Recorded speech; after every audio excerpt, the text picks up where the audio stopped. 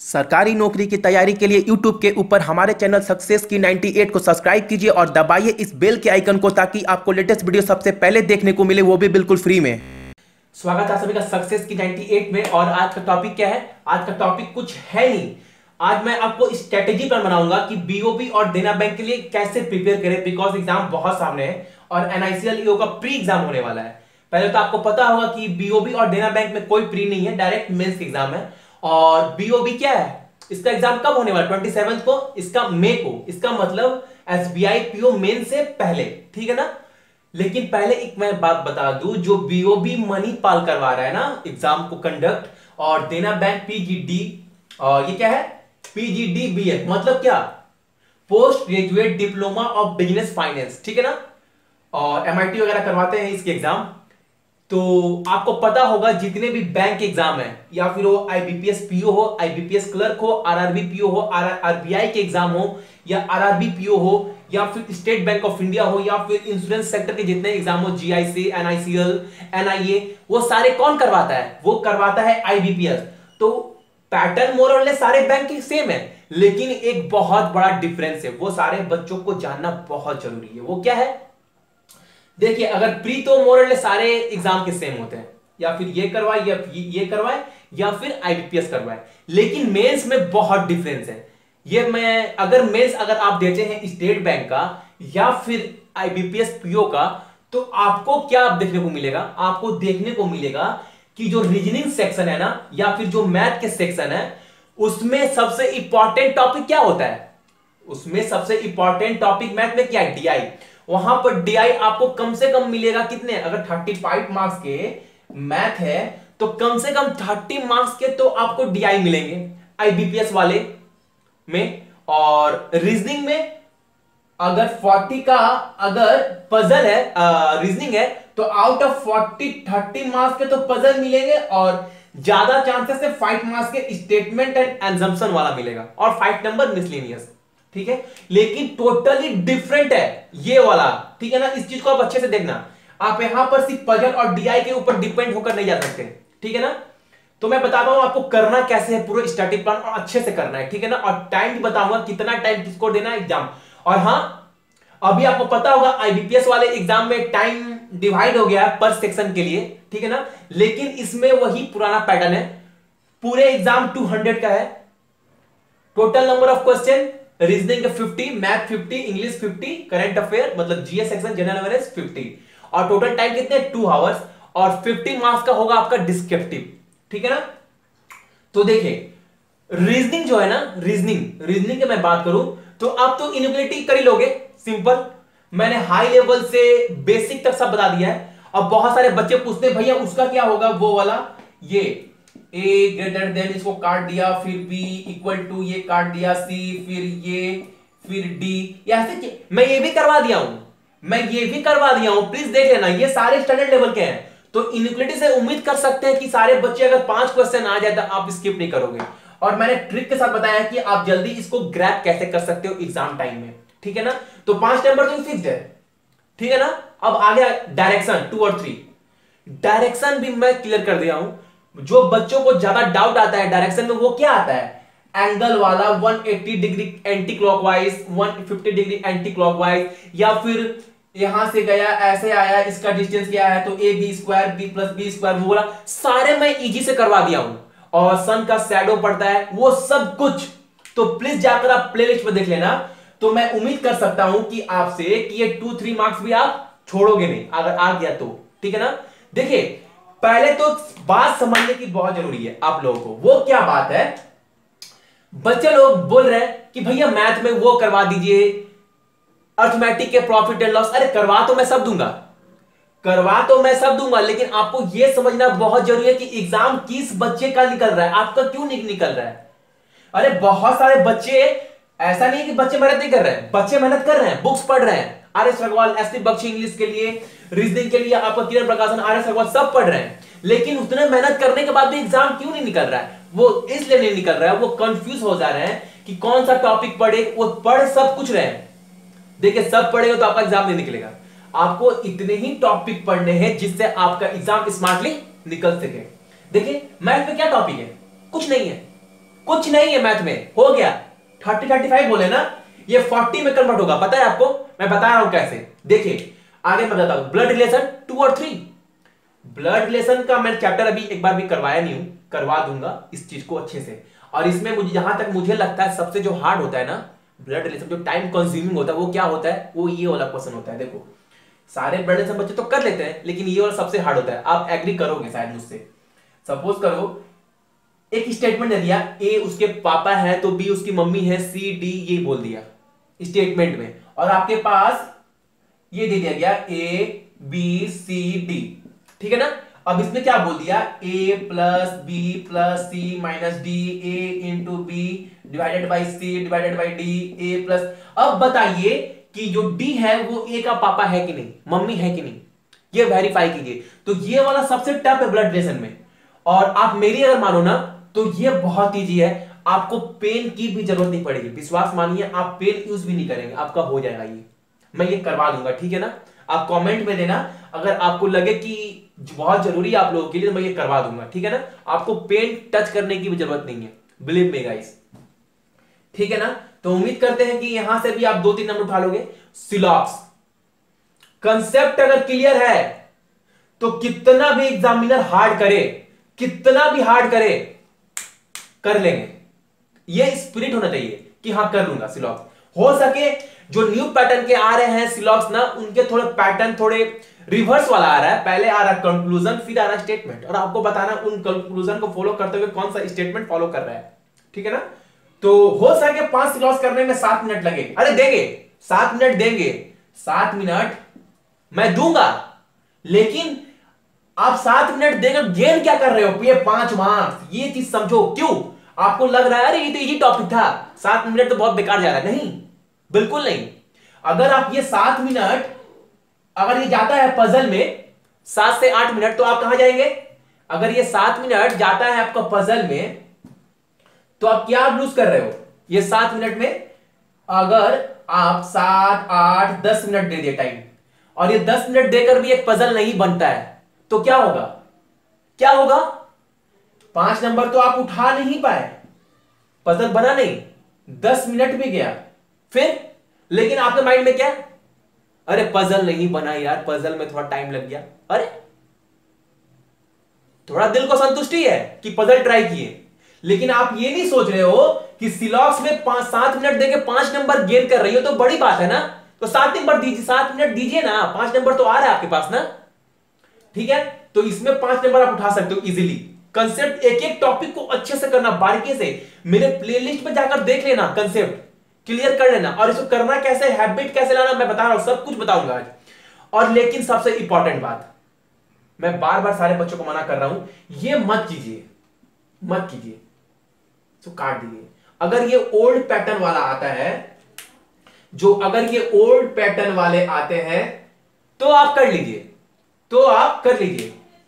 अगर new pattern वाले आते हैं ना, तो आप इसको स्किप करिए, ठीक है ना, आप इसको स्किप करिए। उसके बाद टॉपिक क्या, रैंकिंग, उसके बाद है रैंकिंग, और ये बहुत ईजी है, विश्वास मानो। रैंकिंग आप बोलोगे भैया रैंकिंग का क्वेश्चन कैसा आता है, थोड़ा समझाइए, तो समझ नहीं पाया रैंकिंग किस टाइप का आ रहा है। देखो आपके पास इतना बड़ा एक पैराग्राफ बोलकर 4-5 लाइन, 3-4 लाइन का एक डाटा दिया जाएगा, ठीक है ना। उसमें आपको बोला जाएगा कि यू का जो वेट है वो 88 केजी है, यू से बड़ा सिर्फ आर है, यू से छोटा क्या है, एस है, फिर एस सिर्फ 2 आदमी से छोटा है, ठीक है ना, इसके 88 है। तो ये आपको दे दिया गया डाटा। अब बताना है कि आर का वेट क्या हो सकता है। आपके पास ऑप्शन रहेगा 77, 48, 89, 87। तो आप क्या बोलोगे, ऑब्वियसली 89, क्योंकि 88 तो यू का ही, और यू से बड़ा क्या है वेट में आर, तो 89, 87 तो होगा नहीं। तो इस टाइप के क्वेश्चन आते हैं रैंकिंग में, ये बहुत ईजी है, तो उम्मीद कर सकते हैं ये वाला भी आप कर लोगे। अब बात आती है पजल का, ये बहुत इंपॉर्टेंट है और डिसाइडर है रीजनिंग सेक्शन में। अब पजल को आप ग्रैब कैसे करो, देखो पजल में टॉपिक क्या क्या आता है, लीनियर, सर्कुलर, फ्लोर, बॉक्स, यही सब आ रहा है ना। मैं ये नहीं बोल रहा हूं कि अगर आप, और आपको कितने पजल मिलेंगे, 20-25, 4 से 5 पजल ही मिलेंगे। अगर ये आईबीपीएस होता तो कम से कम ये क्या होता, इंक्रीज हो जाता 6 और 7 में, ठीक है ना।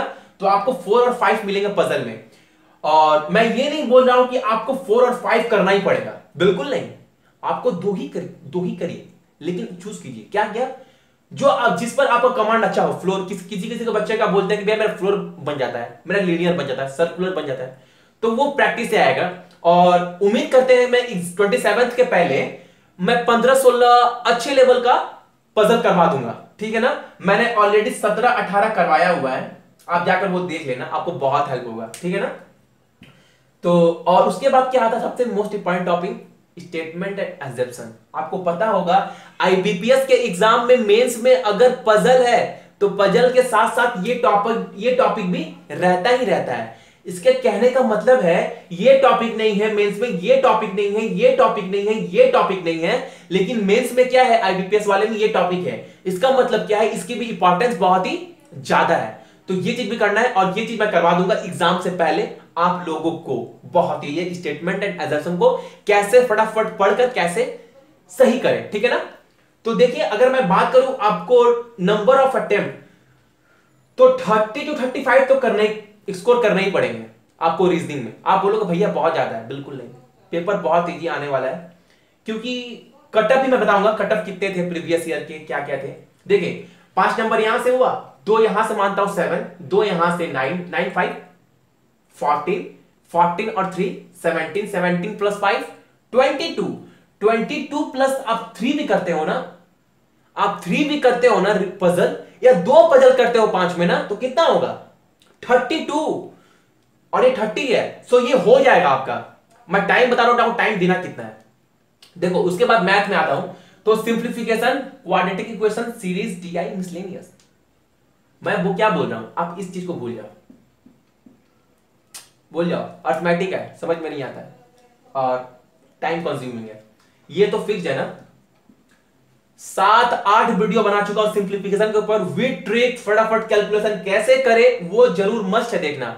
अगर आप वो, इसलिए मैं बोल रहा हूं कि सिंप्लीफिकेशन सिर्फ अपने आप में एक सिंप्लीफिकेशन नहीं है, वो इतना इंपॉर्टेंट रोल प्ले करेगा ना एग्जाम में। अगर सिंप्लीफिकेशन किसी बच्चे का बहुत अच्छा है ना, किसी बच्चे का अगर सिंप्लीफिकेशन बहुत अच्छा है ना, तो वो कहां हेल्प होगा, क्वाड्रेटिक इक्वेशन, सीरीज, डीआई, उसका इनडायरेक्टली जो इफेक्ट है सारे में पड़ रहा है।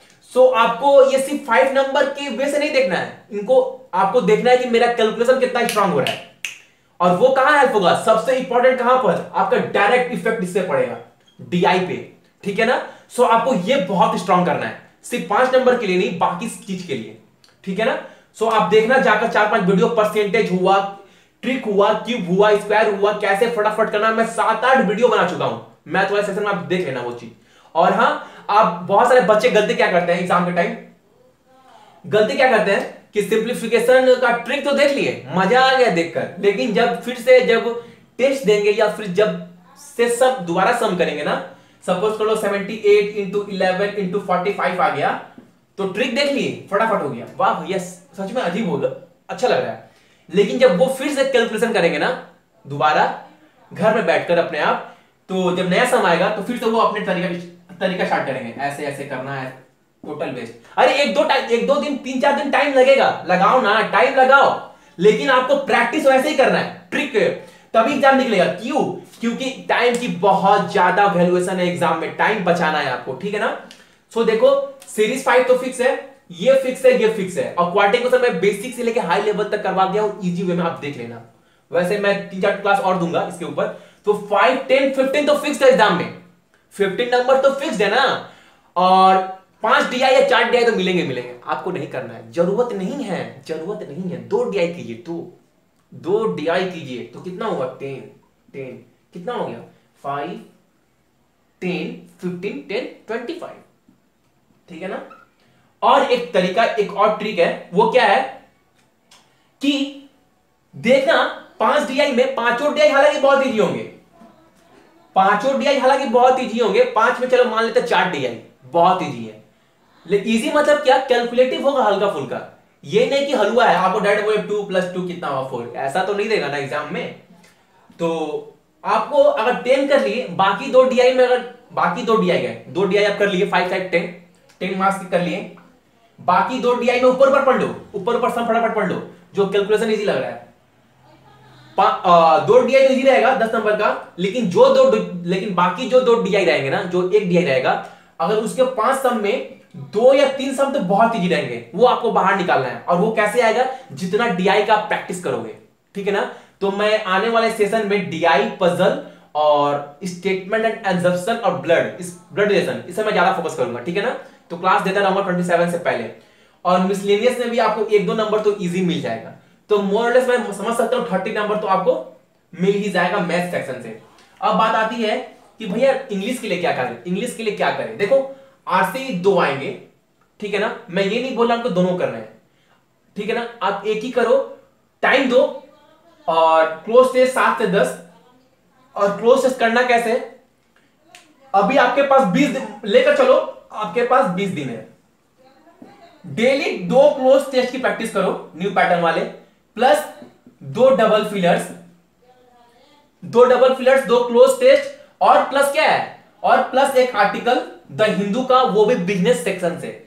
इतना अगर आप कर लिए ना पर डे के 20 दिन तक, 20 दिन तक अगर आप डेली ये कर रहे हो ना, तो विश्वास मानिए आपका क्लोज टेस्ट में 7 नंबर आता है ना, 5 नंबर तो सही होंगे। और डबल फिलर्स 5 में 4 सही होगा।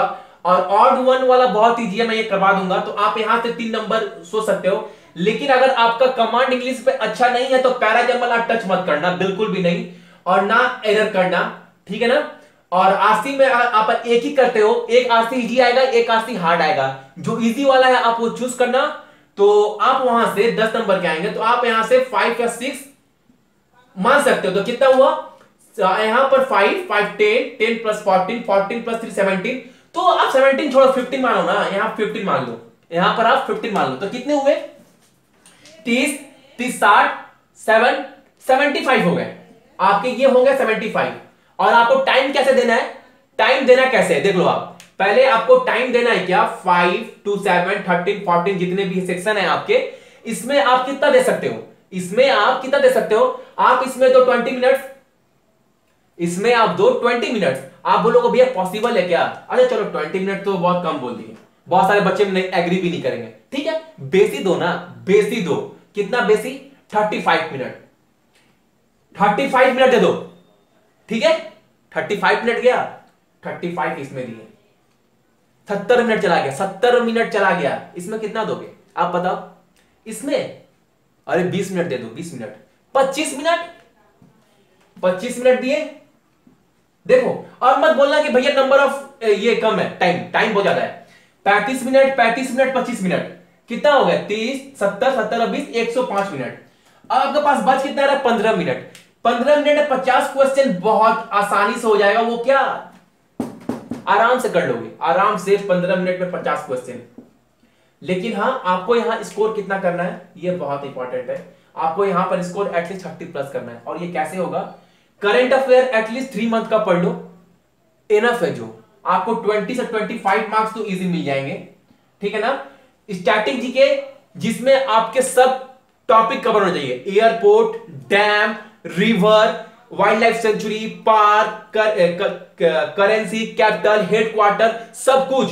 और ये मैं जो फेसबुक पर ग्रुप बनाया हूं ना, मैं उस पर हो सके मैं डेली पोस्ट करता रहूंगा, आप वहां से पढ़ लेना। और ये करंट अफेयर भी, ठीक है ना। तो मैं अपना बेस्ट देने की कोशिश करूंगा। तो यहां से आप 20 नंबर, आप यहां से मान लो आप कितने हो गए? 18, यहां 3 21, और बैंकिंग 5 और 6 मार्क्स का तो आएगा ही आएगा, ये तो श्योर है। और वो कौन सा बैंकिंग आएगा? बाकी सारे बैंकिंग तो करंट अफेयर में इंक्लूड हो जा रहे हैं, लेकिन ये बैंकिंग वो है जो कभी चेंज नहीं होता है। वो क्या है? कांस्टेंट रहता है, ठीक है ना। जो कभी चेंज नहीं होता बैंकिंग, वो 5-6 मार्क्स के आएंगे। अगर आपके पास नोट है तो आप वो पढ़ लो, और 3-4 मार्क्स यहां से आएंगे। तो 30 प्लस तो आप उठा ही सकते हो यहां से आराम से, अगर आप सही जगह से ये चीज पढ़ रहे हो तो। ये बहुत मैटर है। और एक बात, सबसे इंपॉर्टेंट बात क्या है? आपके हाथ में ना ये है, ना ये है, ना ये है, आपके हाथ में ये चीज है। अगर एग्जामिनर चाहे इंडिया का, कहीं का भी, वर्ल्ड का, तो ये टॉपिक इतना हाई कर देगा ना कि आपके हाथ में है ही नहीं, आप कर ही नहीं पाओगे, आप कर ही नहीं पाओगे ये टॉपिक। अगर एग्जामिनर चाहेगा तो पजल इतना टफ कर देगा ना, कैट लेवल आईएएस लेवल कर देगा, तो कोई बच्चा कर नहीं पाएगा। आप सिर्फ अकेले आप नहीं हो, कोई बच्चा नहीं कर पाएगा। तो आप यहां से 10 टन उठा लिए, बाकी सबसे यहां पर भी 10 टन उठा लिए, 20, यहां से 10, 30, और यहां पर अगर 30 प्लस यहीं से उठा लिए, और यहां पर अगर आप 50 में 30 उठा लेते हो तो कितना होगा 60, और आप कट ऑफ क्लियर। आप बोलोगे भैया 60 में कट ऑफ क्लियर कैसे? अरे क्यों नहीं क्लियर होगा? अगर पेपर टफ हो गया, आईबीपीएस पीओ में क्या हुआ था थोड़ा बताओ तो, 2016 में क्या हुआ? पेपर का पैटर्न सडन चेंज हो गया, टफ हो गया, और बच्चे लोग क्या सोच के जा रहे थे कि 81 कट ऑफ है तो उसको 81 से ज्यादा अटेम्प्ट करने हैं अगर एग्जाम निकालना है, तो ये टोटल वेस्ट टाइम, कुछ फायदा नहीं होता आपको, ठीक है ना। सो आपके हाथ में सिर्फ ये है, इसकी प्रैक्टिस अच्छे से करो, ये अच्छे से पढ़ो, बाकी चीज नहीं पढ़ो तो चलेगा, लेकिन ये अच्छे से पढ़ना है अगर एग्जाम निकालना है आपको, तो ठीक है ना। तो इसको आप अच्छे से करो, अच्छी जगह से करो, और हो सके तो मैं ग्रुप में, जो फेसबुक पर ग्रुप बनाया हूं, मैं आपको अपना बेस्ट देने की कोशिश करूंगा, जिससे आप लोगों का नंबर उठे। मैं एग्जाम के बाद मिला भी दूंगा कि मेरे कितने नंबर उठ रहे हैं और कितने नहीं, ठीक है ना। और सबसे इंपॉर्टेंट बात कि लेकिन आपके पास देखो, मैं बार बार बोल रहा हूं, आपके पास 20 दिन है, 20 दिन में एटलीस्ट आपको 20 टेस्ट तो देना ही देना है, प्री टेस्ट एसटी, ठीक है ना। क्योंकि कोई भी बच्चा इस धरती पर ऐसा नहीं है जो डायरेक्ट एग्जाम में जाकर अपने आप को जज कर ले, कोई नहीं है। अगर आपको अपने आप को जज करना है ना, आप कितने पानी में है कितने पानी में नहीं है, वो घर में करते हैं ना, अपने आप को जज घर में कर लेते हैं, देखते हैं मैं कितने पानी में हूं, उसके बाद एग्जाम दूंगा। ऐसा जरूर होता है कि एग्जाम के टाइम थोड़ा तो प्रेशर एग्जाम का रहेगा ही। अगर एग्जाम का प्रेशर बहुत ज्यादा कब आता है? जब आप घर में किसी टॉपिक को लेकर क्लियर नहीं हो, एग्जाम में क्या आएगा डर अंदर से है, तो थोड़ा प्रेशर बढ़ जाएगा। लेकिन आप इस सब प्रेशर को कम कैसे करोगे? ये सारे प्रेशर को घर में जितना हो सके 20 स्पीड टेस्ट दो, 20 स्पीड टेस्ट दो, और देने के साथ साथ आप एग्जाम में जाने से पहले, जैसे आप एग्जाम में गए हॉल में, एग्जाम हॉल में गए बैठे हो, तो आपके माइंड में तो चल रहा है कि रीजनिंग में सिलॉट्स करना है, ये करना है, वो करना है, वो करना है, ठीक है ना, करना है, मैथ में डीआई करना है, सीरीज करना है, क्वाड्रेटिक करना है, वहां तो सोच रहे हो। सेम सिचुएशन आप घर में क्या करो, क्रिएट करो, सेम सिचुएशन आप घर में भी सोचो टेस्ट देने वक्त कि मुझे ये करना है, ये करना है, तो आपके माइंड में तो है कहीं ना कहीं 80-90 अराउंड अटेम्प्ट करना है, सही सही ये टॉपिक माइंड में है, ठीक है, वो एग्जाम में आ भी रहा है, घर में भी वो आ रहा है हर टेस्ट में। अगर आप 80-90 की जगह 70 स्कोर करते हो, तो आप पीसी उस वक्त बंद मत करिए, आप उस वक्त पीसी बंद मत करिए, जो बहुत सारे बच्चे गलती करते हैं। आप क्या कीजिए ना, आप उस सारे क्वेश्चन को 200 क्वेश्चन को एनालाइज कीजिए एक बार, 200 क्वेश्चन को, तो देखिए मैं जो टॉपिक सोचा था मैं उसमें क्या क्या नहीं कर पाया, क्या क्या नहीं कर पाया। अगर आप ये नहीं करेंगे ना, तो फिर तो एग्जाम में जाएंगे 80 की जगह 70 अटेम्प्ट करेंगे, फिर सोचेंगे अरे क्या क्या छूट गया यार, क्या क्या हो गया, तो फिर तो वहां अफसोस करके फायदा नहीं है ना, वहां तो अफसोस करके फायदा नहीं है, एक बार चांस मिला खत्म। तो ये चीज आप घर में प्रैक्टिस कर लो, एक बार हुआ, 2 बार, 3 बार, 4 बार, 5 बार, 6 बार, 7, 8, 9, 10, 11, 12, 13, 14, 15, अरे 20 बार प्रैक्टिस ऐसी हो जाएगी ना कि आप देखना फर्स्ट दिन आपका 60 उठता है, 60, 70, 80, 90, अगर 20 टेस्ट के बाद आप 90 स्कोर कर रहे हैं ना, 90 स्कोर कर रहे हो, तो गारंटी मैं बोल रहा हूं एग्जाम में आपके 10 नंबर इंक्रीज होंगे ही होंगे। और इंग्लिश के लिए क्या बोला था मैं, वो करना है डेली, इंग्लिश बहुत सारे बच्चों का वीक है, ठीक है ना, आप 90 प्लस कर रहे हो वही करोगे, ठीक है ना।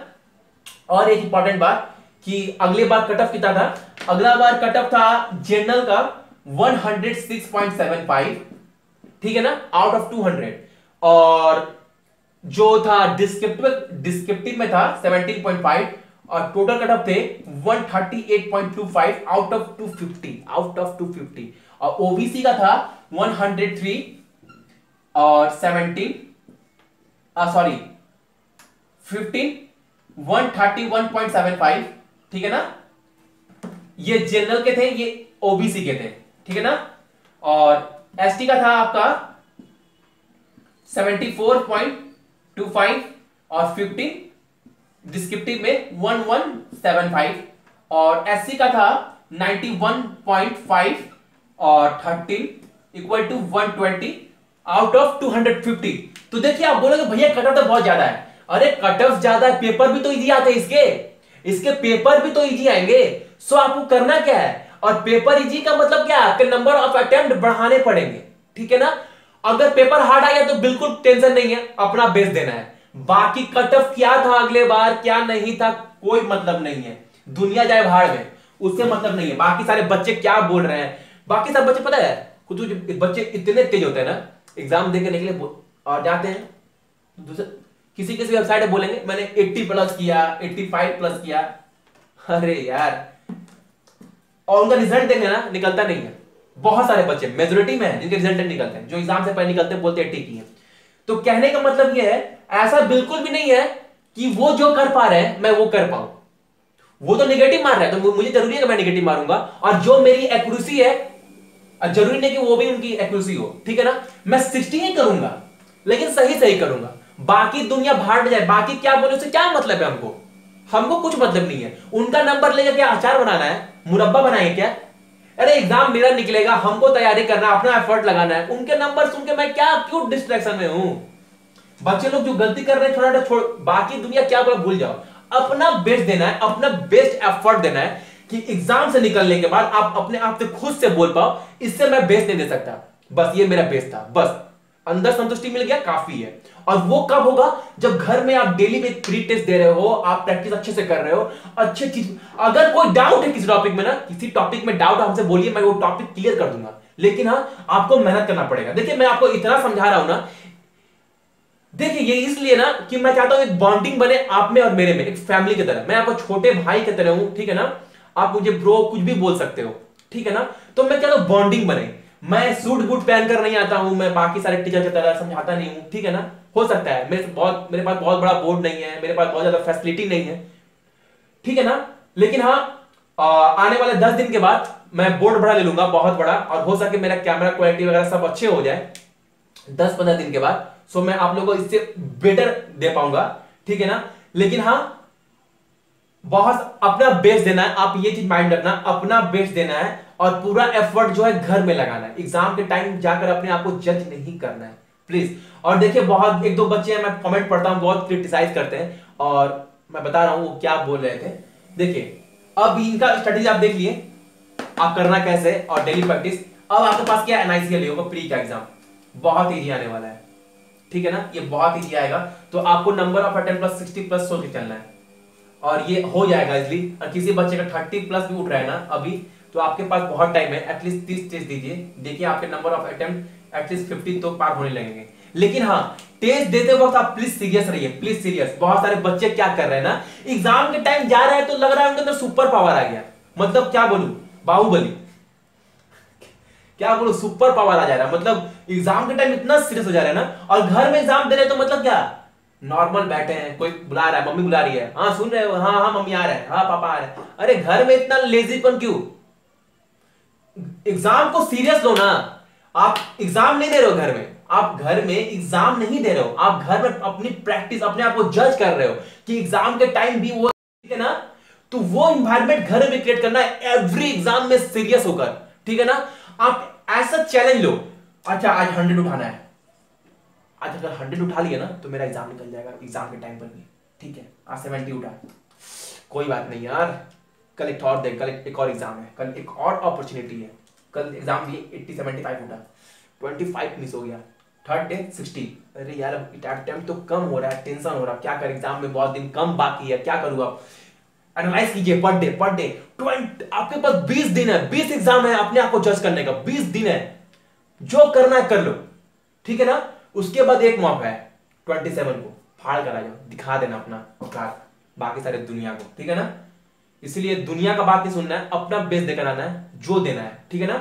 और रीजनिंग और एनआईसीएल की मैं बात करूं तो ये तो प्री है, एसबीआई पीओ की तरफ पेपर आने वाला है, बहुत इजी टॉपिक, क्या है बहुत इजी। और एक बात जो एक बच्चे या दो बच्चे क्रिटिसाइज कर रहे थे, मैंने कुछ दिन पहले 10 दिन या 15 दिन पहले एक वीडियो डाला था कि प्री में ऐसे पजल आ सकते हैं एसबीआई पीओ में। वो पजल है एक्चुअल में एवरेज लेवल का था, एक पजल था जो मैं डाला था एवरेज लेवल का। वो बच्चा बोला था कि भैया अपना लेवल थोड़ा इंक्रीज कीजिए, ऐसे पजल अब एग्जाम में आते नहीं है। अब मैं क्या बोलूं, 8 शिफ्ट के एग्जाम हो चुके हैं एसबीआई पीओ का, जो मैंने पजल करवाया था ना एवरेज लेवल का, उससे भी बिलो लेवल का पजल आ रहा है एग्जाम में। तो मैं वही चीज दे रहा हूं जो एग्जाम में आएंगे, ठीक है ना। मैं जानता हूं कि प्री के एग्जाम बहुत ही आ रहे हैं और नंबर ऑफ अटेम्प्ट आपको बढ़ाने बहुत जरूरी है। अब मैं दो डीआई दिया था इससे पहले हाई लेवल का। बच्चे लोग बोल रहे हैं कि भैया बहुत हाई लेवल का है। अरे वही मेंस में तो वैसे लेवल का मिलेगा, आप प्रैक्टिस करके जाओ कि आपको एग्जाम में कुछ नया देखने को ना मिले। आप मेंस की भी मैं तैयारी करवा दे रहा हूं अच्छे से, ठीक है ना। और एक बात, बहुत सारे बच्चे जो इस फील्ड में सच में मेहनत कर रहे हैं ना बहुत, अगर वो 50 अटेम्प्ट कर रहे हैं तो उनके 50 मार्क्स उठ रहे हैं प्री में, नो डाउट। लेकिन कुछ कुछ बच्चे एवरेज लेवल के हैं, वो क्या कर रहे हैं 75 अटेम्प्ट कर रहे हैं, 60 अटेम्प्ट कर रहे हैं। तो आउट ऑफ 75 वो स्कोर क्या कर रहे हैं 62 63, उनके ज्यादा निगेटिव हो रहे हैं, लेकिन इस बच्चे का नहीं हो रहा है। तो ये बच्चा बोल रहा है इस बच्चे से, अरे तेरे से ज्यादा मैं मेहनत करता हूं, मेरे एक्यूरेसी लेवल ज्यादा है, मैं बहुत मेहनत भी करता हूं, लेकिन तू क्या कर रहा है एग्जाम में, तेरे भी मेहनत कर रहा है, तू भी तो मेहनत कर रहा है, लेकिन तेरे 75% तेरे को कमांड है, लेकिन बाकी 25% तू टिक मार के आ जा रहा है, ठीक है ना। इस चक्कर में क्या हो रहा है, नंबर ऑफ अटेम्प्ट बढ़ा रहा है और इससे कटअप भी थोड़ा इंक्रीज हो रहा है। तो अभी कंडीशन ये है कि जो 50 वाले बच्चे वो क्या करें।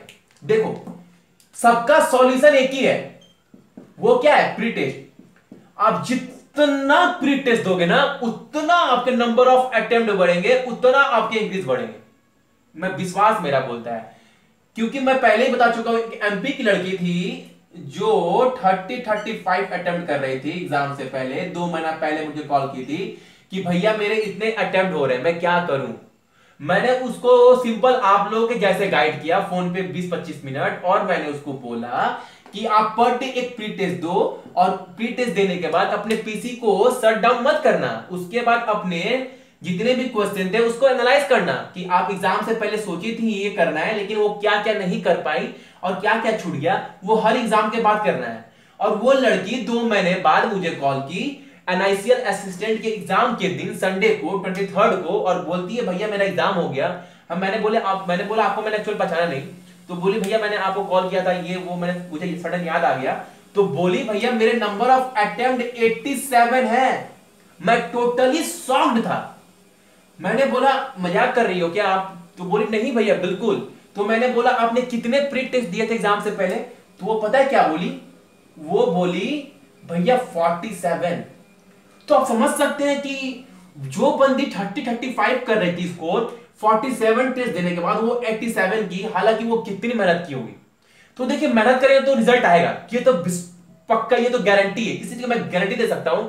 अगर आप पर डे प्री टेस्ट दे रहे हो ना तो आपके नंबर ऑफ अटेम्प्ट बढ़ेंगे ही बढ़ेंगे।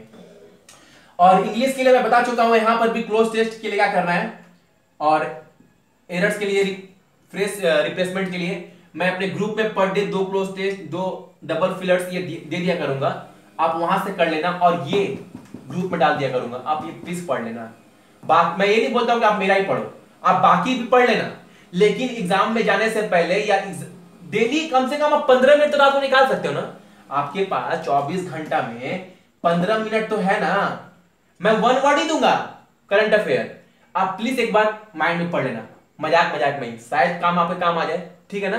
तो आप ये पढ़ लेना एक बार, और एग्जाम अच्छे से देना, और प्रैक्टिस मस्ट है। सो सभी कोई को बेस्ट ऑफ लक, और अच्छे से तैयारी कीजिए, और किसी टॉपिक का प्रॉब्लम आप बोलिए, मैं वो टॉपिक करवा दूंगा, ठीक है ना।